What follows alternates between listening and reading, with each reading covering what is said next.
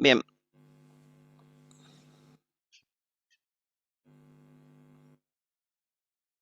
a ver, un segundito porque está como... Vayamos al libro, a la lectura del libro. O sea, hay mucho para decir, hay mucho de la parte introductoria, ¿sí? Pero lo importante es encarar el tema un poco analizando sobre todo lo que uno ya sabe de las interacciones anteriores, ¿no? O sea, de alguna manera uno ya viene con cierto backup de interacciones, ¿no? Así como que si uno dice, bueno, yo tengo una cierta masa en un campo gravitatorio, ¿no? No sé que está en un cierto campo gravitatorio, ¿no? Está claro que de alguna manera nosotros podemos relacionar ese campo gravitatorio, ¿sí? Con la fuerza de interacción, que no es otra cosa que el peso, ¿no? Eh, dividido la masa, ¿no? De la misma manera, es como que en analogía, está claro que atrás de esto hay un modelo, ¿sí? Que si estamos en los ámbitos de la física clásica, estamos pensando en el modelo de Newton, ¿sí? Con una fuerza atractiva, ¿sí? De la misma manera, si nosotros pensamos conceptualmente en una carga eléctrica, yo cosas que van a poder encontrar en interacción sometida, ¿sí? En un campo eléctrico, ¿no? Vamos a ver que esta es una carga positiva, ¿sí? Esta especie de masa eléctrica, uno puede decir que ese campo eléctrico, ¿no? Se va a relacionar con la fuerza eléctrica, ¿no? Como una especie de analogías, digamos, conceptuales para que uno pueda como iniciar el tema, ¿no? La diferencia grande está entre estos modelos es que la fuerza eléctrica está atractiva como repulsiva, ¿sí?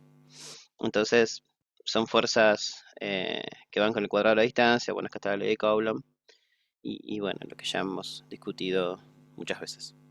Pero si pensamos en el campo magnético, ¿sí? Podemos asociar entonces conceptualmente como que uno, por ejemplo, tiene un imancito, ¿sí? Y podemos observar, abordar desde una mirada así también conceptual, que ese imancito tiene, ¿no? Está constituido como por una zona donde uno puede establecer una cierta masa magnética conceptual, ¿no? Todo conceptual. Una con un signo y otra con otro signo, donde esto uno lo puede como comprobar de manera experimental, ¿no? O sea, podríamos poner otro imancito y ver que es verdad esto de que hay una parte positiva y una parte negativa, porque, bueno, hay atracciones, hay repulsiones, ¿no? Y demás. Entonces, de alguna manera, podemos decir que entonces, desde el punto de vista de campos, ¿sí? Hay un campo asociado a esa fuerza de interacción y es lo que uno llama el campo H, ¿sí?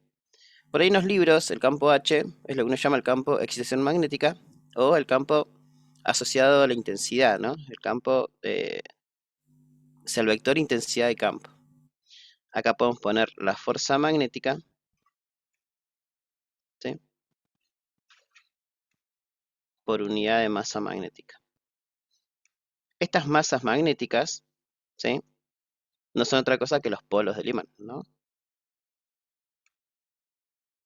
Pero hay algunas cosas interesantes, y es que esta analogía se va a mantener conceptualmente, ¿sí? Así estos vectorcitos, así como están. ¿Vieron? Ahí me apareció el cartelito que puedo admitir a alguien. ¿Ven? Ahí está. Pero por razones históricas, ¿sí? Y por ahí también, porque bueno, después cuando veamos la fuerza de Lorentz vamos a entenderlo un poquito mejor. Por razones históricas, vamos a ir encarando esta unidad a partir del campo B, no el campo H. El campo H lo vamos a retomar porque es muy importante. Sobre todo por esto que está acá, ¿no? Está asociado a la fuerza de interacción, digamos, ¿no? Bueno, H está relacionado con B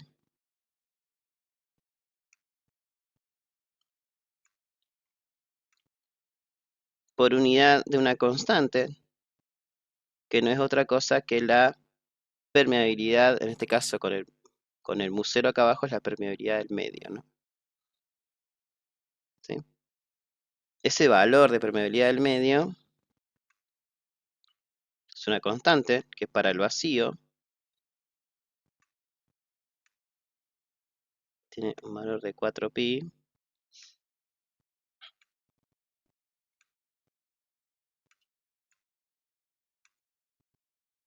por 10 a la menos 7, y acá son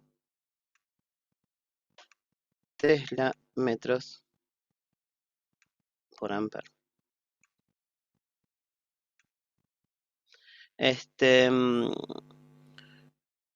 De alguna manera, nosotros vamos a remitirnos, y no quería pasar desapercibido eso, de que vamos a encarar toda esta parte tratando de encontrar este campo B, ¿sí?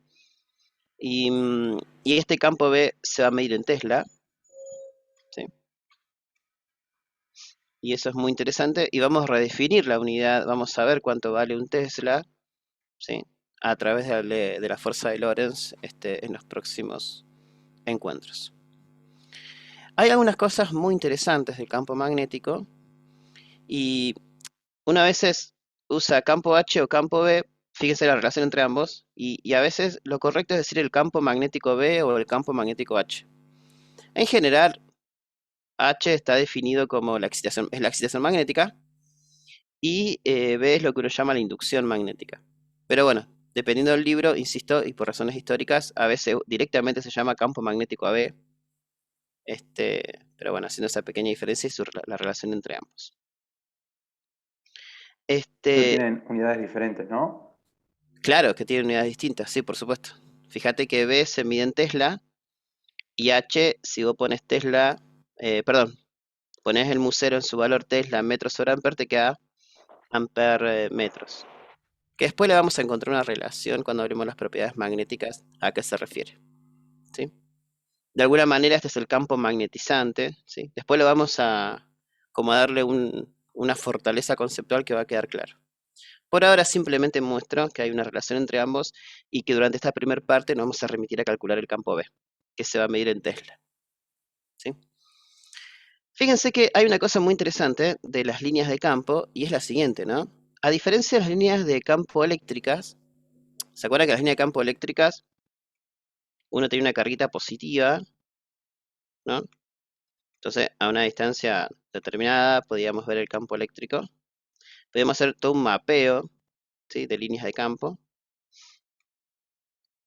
Y uno así, eh, quizás en palabras conceptuales, uno puede decir que las líneas de campo comienzan en las cargas positivas y terminan en las cargas negativas, ¿no? Ahí no se ve, pero de alguna manera salen de algún lado y van hacia otro. Y eso estaba de alguna manera relacionado a cuando nosotros evaluamos la ley de Gauss. Si nosotros tomamos la ley de Gauss, eh, veíamos, por ejemplo, que agarrábamos una superficie cerrada, por ejemplo acá, ¿sí? Y calculábamos las divergencias a través de esa superficie cerrada, ¿sí? Em, la divergencia a través de esa superficie cerrada, ¿sí? ¿No? Estaba relacionada con la densidad volumétrica de carga ahí adentro, ¿no?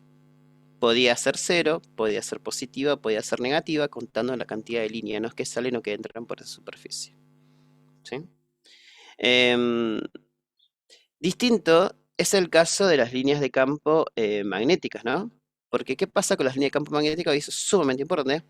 Las líneas de campo magnéticas son cerradas, ¿sí? Entonces, ¿qué provoca que sean cerradas?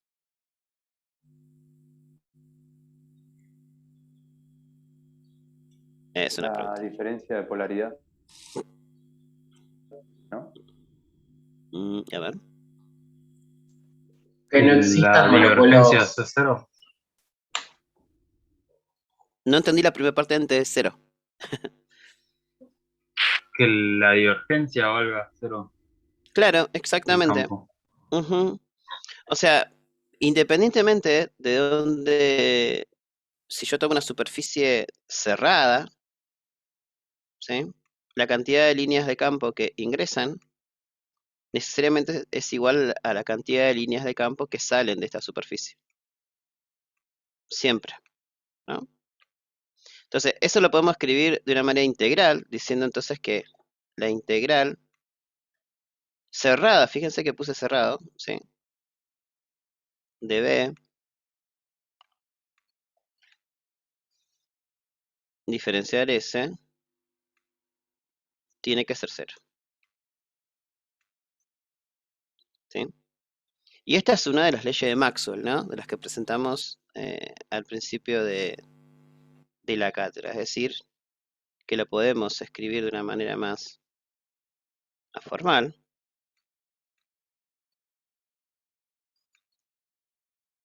La divergencia de B es estrictamente nula, o sea que de alguna manera lo que nos está diciendo, así como un corolario, es que yo no puedo separar eh,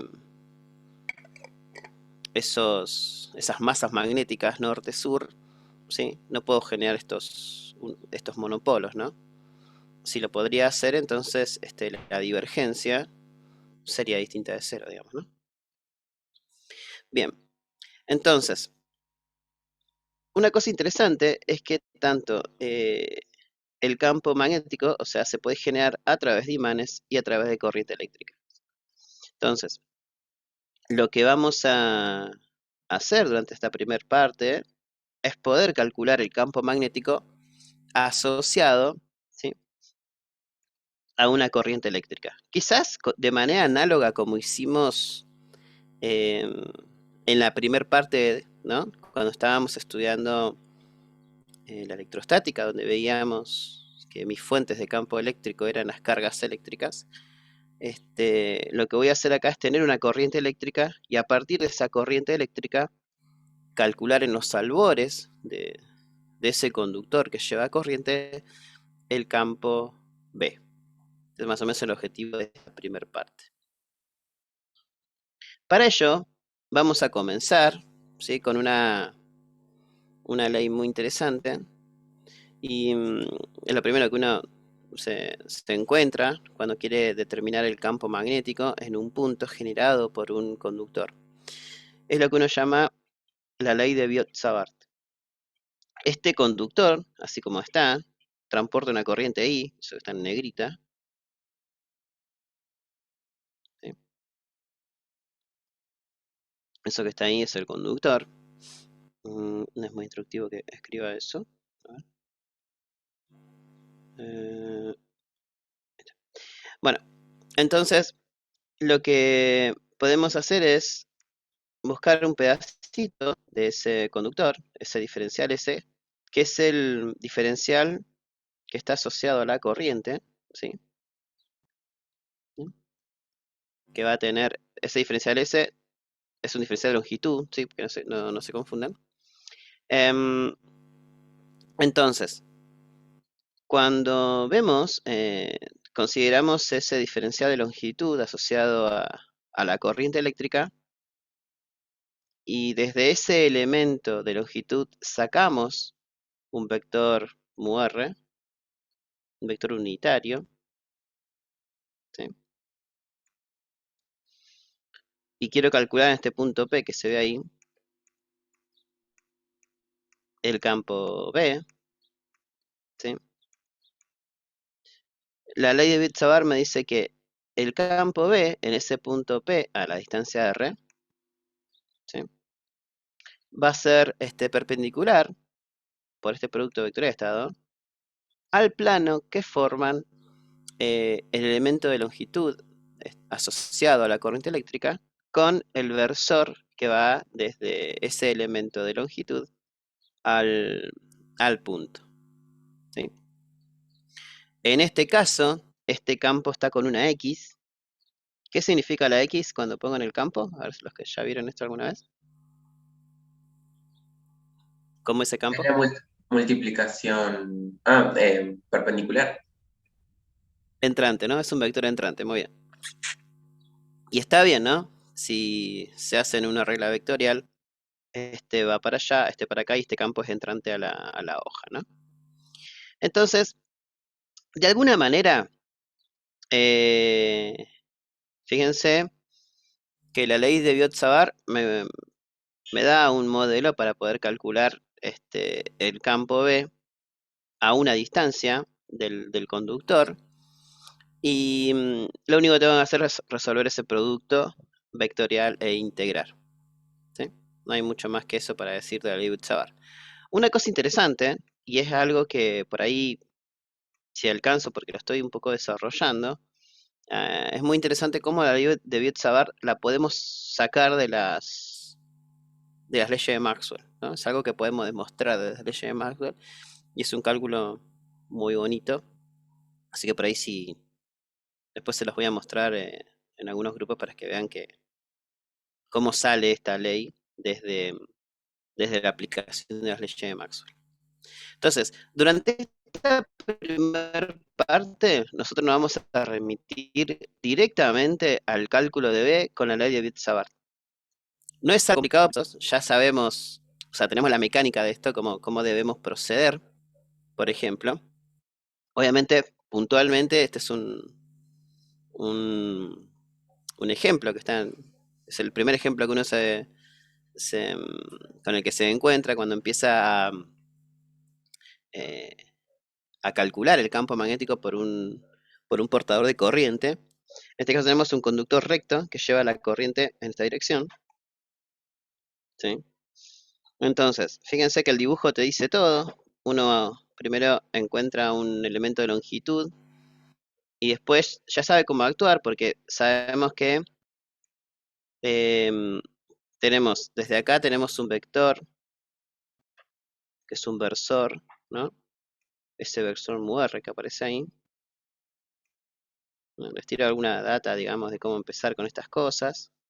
Y fíjense que el ángulo θ, y es por ahí lo interesante de considerar, es el ángulo entre estos dos vectores. El vector asociado, entonces, al elemento de corriente y el vector representado por ese versor que va desde el elemento de corriente al punto donde estoy calculando el campo, ¿sí? Eso hay que tenerlo muy en cuenta, sobre todo por cuando quiero integrar. En este caso, por ejemplo, si yo quisiera calcular el campo magnético, entonces por esa distribución de corriente que tenemos ahí, obviamente, digo, bueno, yo quiero calcular B, ya hice mi análisis, así que le saco simplemente su carácter vectorial porque ya sé que es un vector perpendicular. En este caso el vector va a ser entrante, ¿no? Entonces, directamente, uno podría decir, bueno, esto es mu0 sobre 4pi. Tengo que integrar, ¿no? Porque tengo los elementos asociados, los elementos de longitud asociados a la corriente, ¿no? Si la corriente es constante, va a salir entonces afuera de la integral, ¿no? Y acá me queda entonces, fíjense que es simple, porque sería el módulo de esto por el módulo de esto, que es 1, por el seno del ángulo que forman los dos, ¿no? Entonces, ese sería el módulo de S, que es un elemento de longitud, ¿sí? que obviamente nosotros le vamos a poner de x después para poder integrarlo, lo dejo general.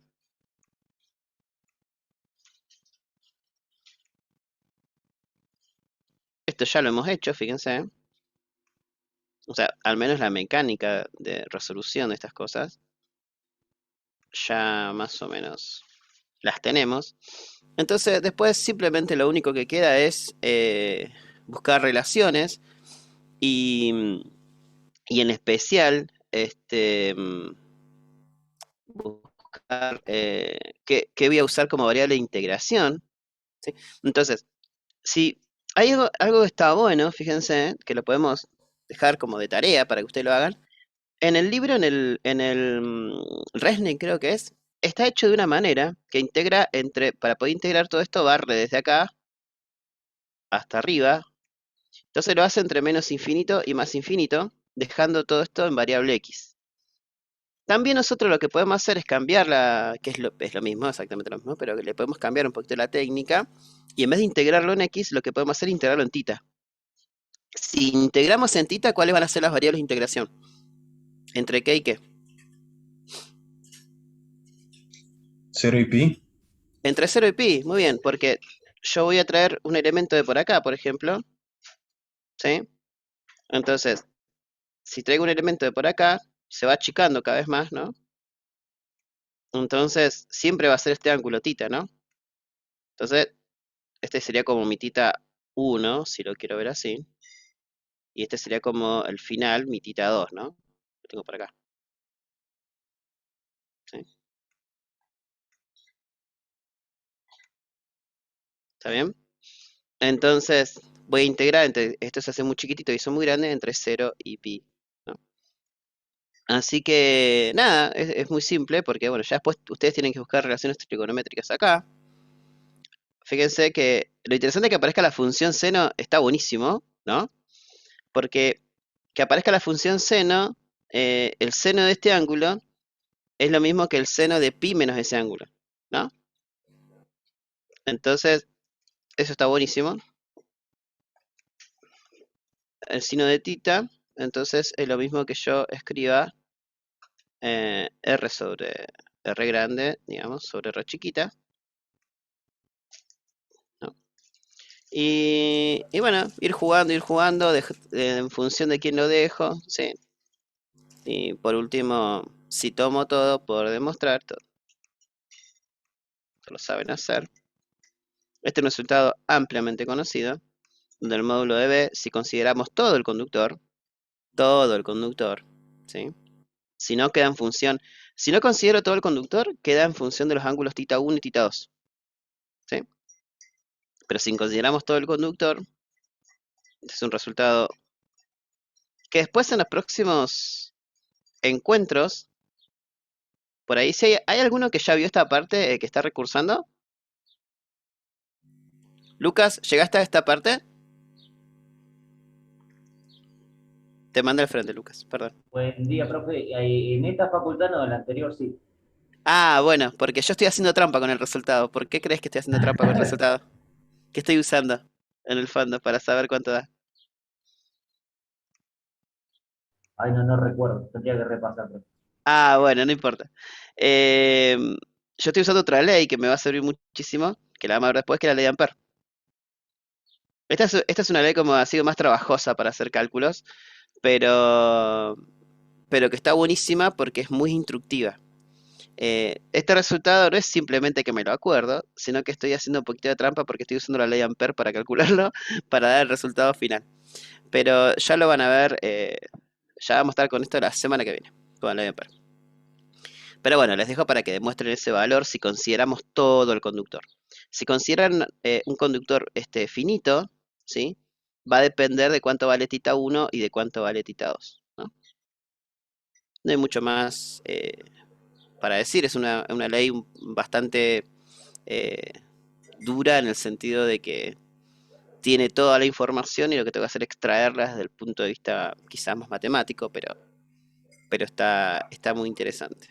Cuando lean el libro se van a dar cuenta que generalmente presentan la experiencia de Oersted un cachito antes, como para ver que que de alguna manera esto es un modelo que representa muy bien esas experiencias de Oersted, ¿no? Se los digo por una cuestión anecdótica. Bien, como les dije al principio, hoy nos vamos a retirar un cachito antes, pero no sin antes laburar, sí, por supuesto, con la ley de Biot-Savart. Así que vamos a ver. Por ejemplo, estos problemitas son muy conceptuales, y son interesantes. Fíjense, en la figura lo que tenemos es calcular el campo magnético B en el punto C, te dice acá, que es el centro común de los arcos semicirculares AD, todo esto, acá, y HJ, cuyos radios son R1, que es el de afuera, y R2, el de adentro, y que forman un circuito H, J, de A. O sea, la corriente hace esto, ¿no? Obviamente lo voy a hacer con la ley de Ampère, ¿no? La corriente hace todo esto que está acá. ¿Qué podemos extraer? O sea, si bien les voy a tirar un poquito de... A ver, vamos a hacer una pregunta un poquito más difícil.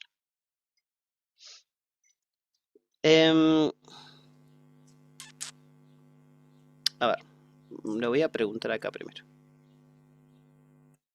Acá.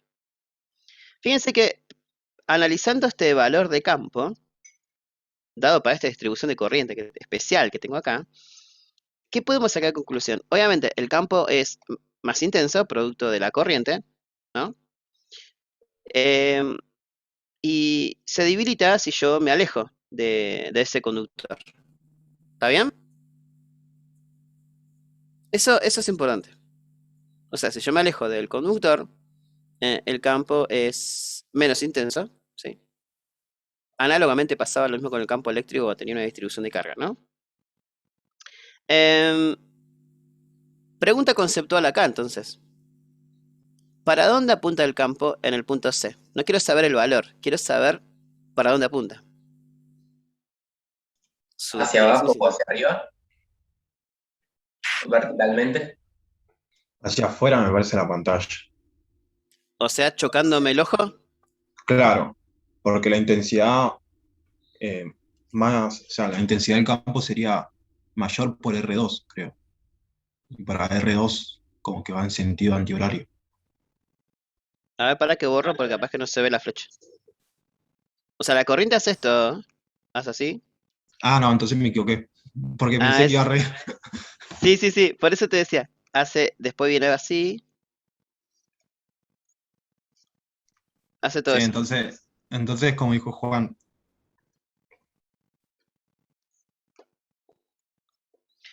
O sea, no hay muchas posibilidades, ¿no? ¿Está claro? O sea, no, ni para arriba ni para abajo. O sea, esto es centrante, ¿no? O saliente, ¿está bien? No hay muchas opciones. ¿Por qué? Porque por la ley de Biot-Savart es perpendicular al plano que generan el diferencial con el versor, ¿no? Y está en este plano, o sea que quiere decir que el vector es perpendicular al plano. ¿Qué pasa con los elementos? Sí, hay una superposición, pero exacto. Yo en el ese punto entrante es más intenso que el saliente. Eso. ¿Qué pasa con los segmentos AH y JD? ¿Y ahí cuánto vale R? Si lo podemos calcular con... A ver, pero No contribuyen no claro. esos contribuyen. segmentos. Exacto, ¿por qué no contribuyen? Porque, claro, Claro, porque son paralelos. Exactamente eso, el diferencial asociado a el diferencial de longitud asociado a la corriente con el versor tiene un ángulo cero, ¿no? Entonces el seno de cero es cero. Entonces no te contribuyen al campo. Esto que está acá, ¿no? Ni este que está acá. Entonces ya como que uno puede ver cosas conceptuales muy rápidamente antes de empezar a hacer cuentas. Y después, como decían ahí, tenemos entonces este campo que está acá, generado por esta corriente, ¿sí? Y lo voy a superponer, o sea, en este punto, o sea, lo voy a sumar vectorialmente, pero bueno, como están en la misma dirección, me va a quedar como una especie de suma algebraica, uno con un signo, otro con otro signo, porque uno va hacia un lado y el otro va hacia el otro, ¿no? ¿Sí? Acá también les voy a decir algo respecto de la bibliografía. A mí personalmente no me gusta usar las palabras, cosas como las reglas de la mano derecha y las reglas, esas cosas, la verdad que no me gustan mucho. Eh, pero si les es instructivo a ustedes, úsenlo. Yo porque me gusta saber que atrás hay un producto vectorial y eso, me parece que con eso alcanza. Pero si usan la regla de la mano derecha, pueden saber para dónde van los vectores, ¿no? Un poco como hacían en la física 1 con la velocidad de una partícula para ver el omega y esas cosas, ¿no? Pero bueno, es algo que personalmente no me gusta mucho. Em, que no quiere decir que esté mal, ¿eh? Quiere decir que a veces uno le da como demasiada trascendencia y simplemente es una regla mnemotécnica o que me pueda ayudar y nada más. Bueno, print a esto que está acá, trácate. Listo. Qué bueno. Hoy están despiertos, ¿eh? Hoy estoy contento. Está así como que... Amanece más temprano ahora, profe.